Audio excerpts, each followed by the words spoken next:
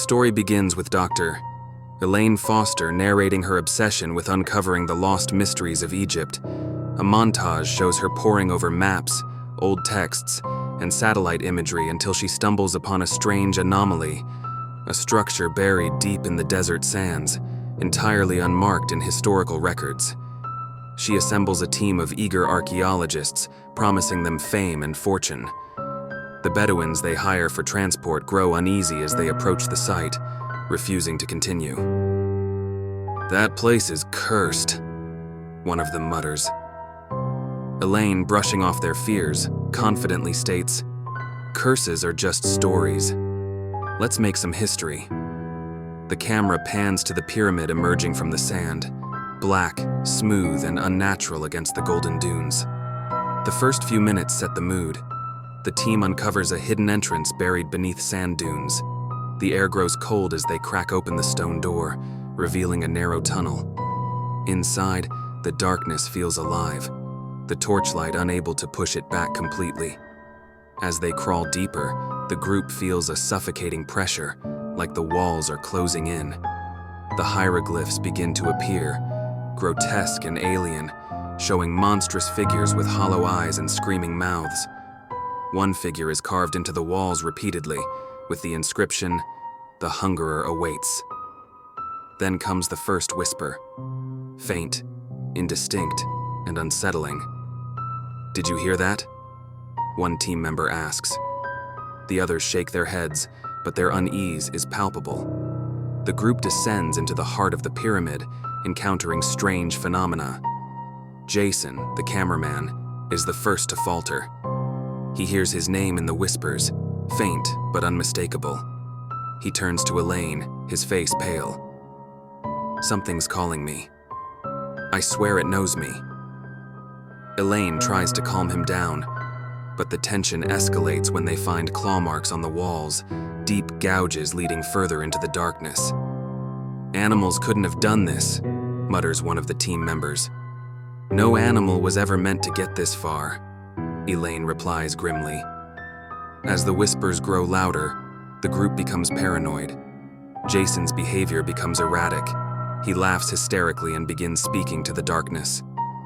The others try to restrain him, but he slips away into the shadows. Moments later, they find his torch lying next to a chasm.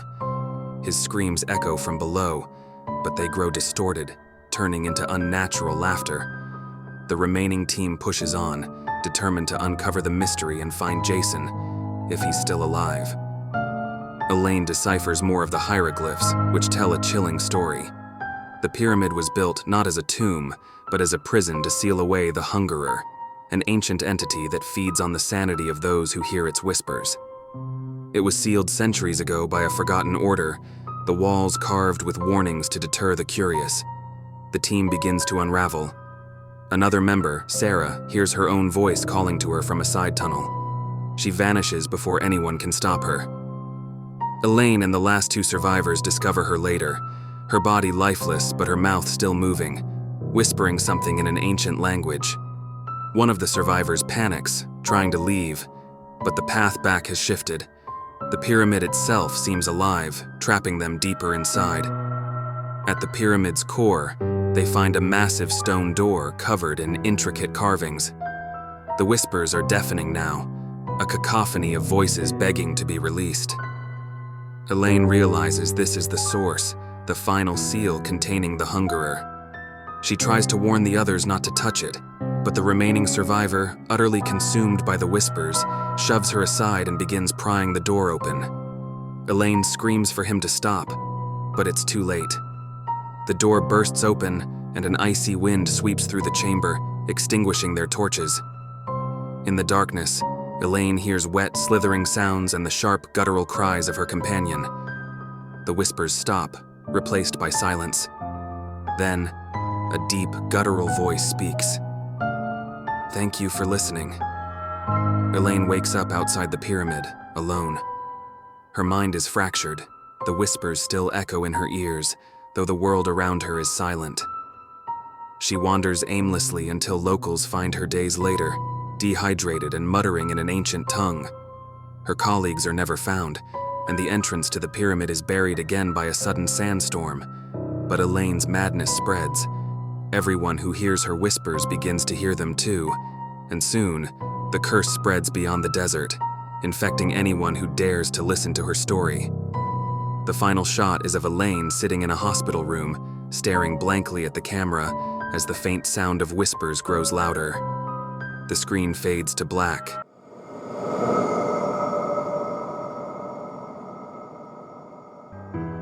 Marcus Kane was a man who thrived on risk. As a black market treasure hunter, he had built a career out of acquiring the most forbidden artifacts, selling them to the highest bidder, and never looking back. But this time, he might have gone too far. The story begins with Marcus in a dimly lit auction room, bidding on an artifact unlike any he'd ever seen before. A golden mask with intricate carvings, hollow eyes, and an aura that seemed to drain the warmth from the air around it. The auctioneer's words lingered as Marcus inspected the mask before sealing the deal. This relic belonged to the hollow pharaoh, a king cursed for eternity. Return it before it's too late. Marcus laughed off the warning. He wasn't one to believe in curses. Back at his home, Marcus admired the mask. Its craftsmanship was extraordinary, with every line and curve speaking of a forgotten time.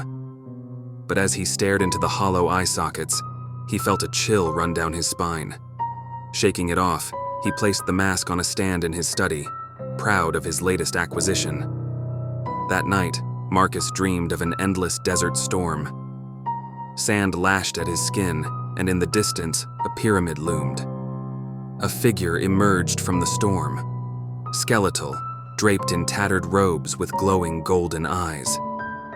Its face was obscured by a mask identical to the one he had just purchased. The figure raised a bony hand and spoke in a guttural voice that echoed in Marcus's mind. "Return what you have taken, or I will come for you." Marcus awoke drenched in sweat. The dream had been so vivid, so real, but he shook it off. Just a nightmare, nothing more.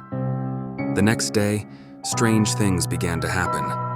The air in his study grew unnaturally cold, and the mask seemed to cast shadows that flickered even when no one moved.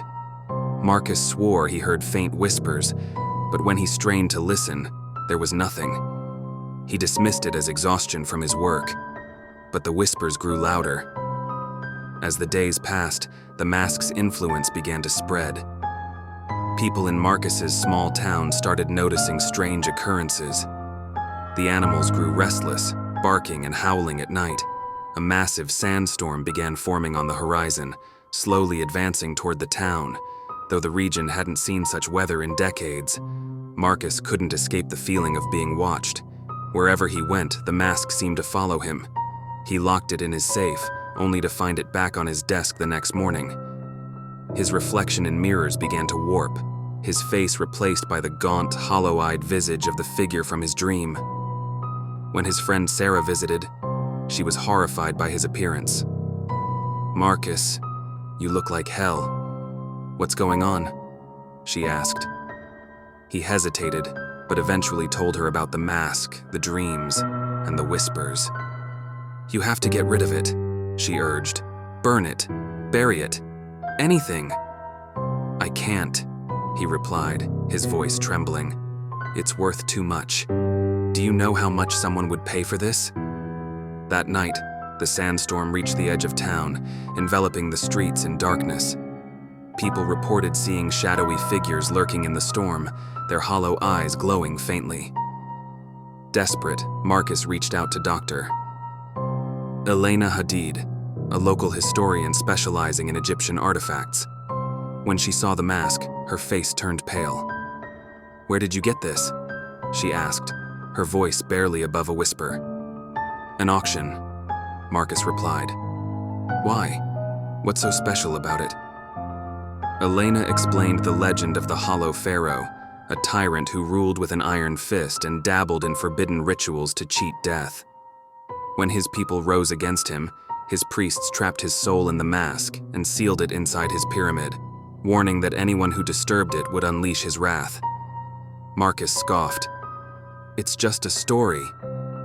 "It's not," Elena said firmly. "The mask is a vessel for his spirit. If he regains his full power, he'll destroy everything in his path." Elena insisted they return the mask to the pyramid it came from, but Marcus was reluctant. As the night wore on, his resistance faltered. The whispers were louder than ever, and the shadowy figures in the storm seemed to be closing in. With no other option, Marcus and Elena set off for the pyramid, braving the raging sandstorm. The journey was harrowing. The wind howled like a living thing, and they saw terrifying visions in the storm, shadows with hollow eyes reaching for them, whispering in ancient tongues. Marcus's condition worsened. His skin grew pale, his veins darkened, and his voice began to echo unnaturally. "Elena," he rasped, "I don't think I can make it." "You have to," she urged. "We're almost there." When they finally reached the pyramid, it was unlike any Marcus had seen. The structure seemed to hum with a dark energy, its walls carved with images of the hollow pharaoh's reign, his rise to power, his betrayal, and the priest's desperate attempt to seal him away. Inside, the whispers became deafening. Marcus collapsed, clutching the mask. His body began to change, his fingers elongating, his eyes glowing faintly. "Elena," he choked out. "He's taking me." Elena dragged Marcus into the pyramid's central chamber, where an altar stood surrounded by inscriptions. She recited an ancient incantation she had memorized from her research, calling upon the gods to banish the pharaoh's spirit once more. Marcus writhed in agony as the mask fused to his face. His voice was no longer his own. It was the pharaoh's. "You think you can stop me, mortal?" the pharaoh snarled. "I have waited centuries for this moment. You are nothing." Elena continued chanting, even as the room shook violently. The pharaoh's spirit lashed out, creating visions of her worst fears. But she pressed on, her voice unwavering. With a final thunderous roar, the mask shattered, and Marcus collapsed. The sandstorm outside died instantly, and the oppressive energy in the pyramid dissipated. Back in town, Marcus awoke in a hospital, weak but alive. Elena visited him, holding a small fragment of the shattered mask. "Is it over?" Marcus asked. "For now," Elena replied. "But these things have a way of coming back." In the weeks that followed, Marcus and Elena tried to return to their lives. Marcus moved far from the town, seeking isolation to recover from the horrors he had endured. But the experience had changed him. His once confident demeanor was now replaced by constant paranoia. Every shadow seemed alive. Every whisper carried the echo of the pharaoh's curse. Elena continued her research, hoping to understand more about what they had unleashed. But the more she studied, the more she doubted. Ancient texts spoke of curses that could never truly be broken, only delayed. Artifacts like the mask were described not as prisons, but as conduits, tools to spread the influence of the entities they contained. One night, as she worked late in her study, Elena noticed something strange. The fragment of the mask she had kept as a souvenir began to glow faintly. At first, she thought it was her imagination, but then the faint rhythmic whispers began again, filling the room with a chilling presence. Her breath caught in her throat as the glow intensified. Shadows on the walls began to stretch, taking the shape of hollow-eyed figures, their mouths moving in unison as they chanted in an ancient tongue. Elena tried to destroy the fragment, but no matter what she did, burning it, smashing it, even burying it, it always reappeared, intact, in her study the next morning. Curses are not easily broken. What Marcus and Elena faced was not just the wrath of a long-dead pharaoh. It was the eternal hunger of something far older, far darker, and perhaps the hollow pharaoh was never meant to remain sealed forever. Perhaps he was merely waiting for the right time to return.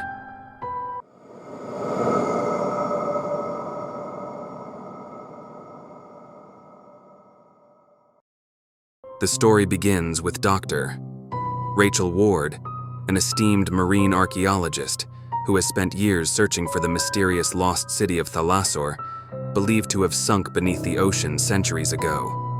She's made several failed expeditions, but a recent sonar scan has uncovered something extraordinary: a massive, pyramid-shaped structure deep under the ocean's surface. Rachel gathers a small, specialized team of divers, archaeologists, and oceanographers to explore this unprecedented discovery. As they prepare for their journey, the team is skeptical but intrigued. They board their research vessel, the Explorer, and begin the long voyage to the coordinates where the pyramid was found. As they dive deeper into the ocean, the temperature plummets and strange magnetic anomalies begin interfering with their equipment. The atmosphere is tense, but Rachel reassures the crew. The pyramid is finally within reach, an incredible archaeological find that will rewrite history.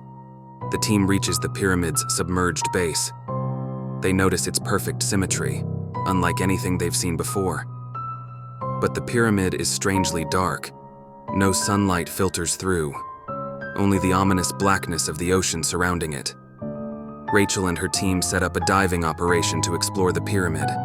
They enter through a massive archway at the pyramid's base, and as they descend into its dark corridors, they realize the pyramid is far larger inside than it appeared.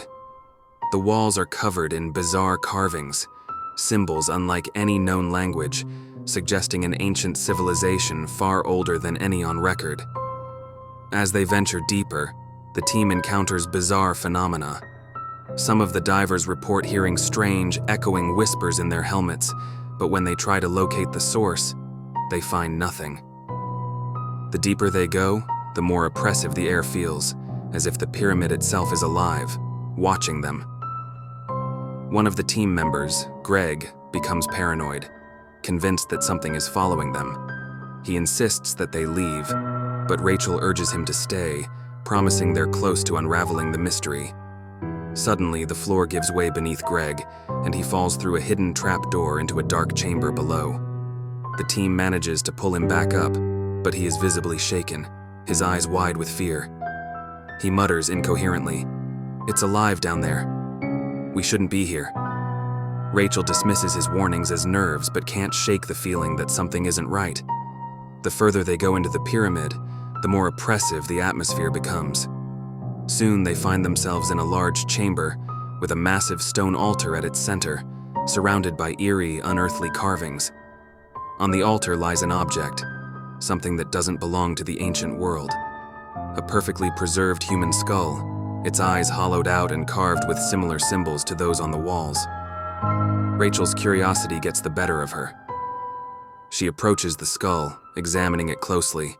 As her fingers brush against it, a jolt of energy shoots through her, and the ground trembles. A low, inhuman growl fills the air. The pyramid begins to rumble, as if something deep within it has awoken. The air becomes thick and suffocating. The divers struggle to keep their composure as the walls seem to close in on them. Suddenly, the skull's hollow eyes glow with an unnatural light. A massive, guttural roar shakes the pyramid, and the stone altar cracks open, revealing a dark, swirling vortex beneath it.